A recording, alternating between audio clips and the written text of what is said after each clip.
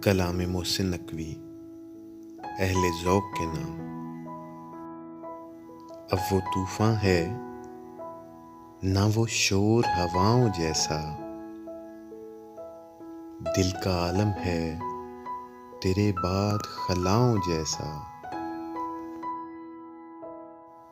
काश दुनिया मेरे एहसास को वापस कर दे,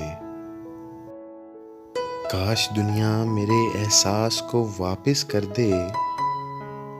खामोशी का वही अंदाज सदाओं जैसा, पास रहकर भी हमेशा वो बहुत दूर मिला। उसका अंदाज़े तगाफुल था खुदाओं जैसा। कितनी शिद्दत से बहारों को था एहसासे मआल, फूल खिलकर भी रहा जर्द खिजाओं जैसा। क्या कयामत है कि दुनिया उसे सरदार कहे,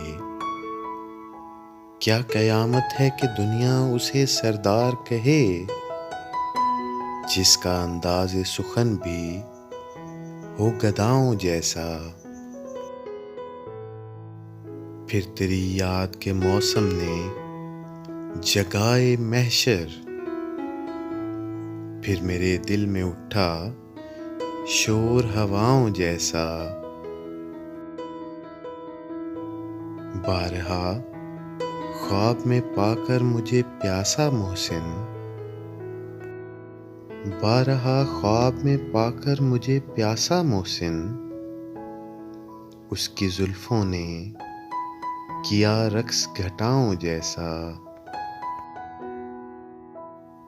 अब वो तूफ़ान है ना वो शोर हवाओं जैसा।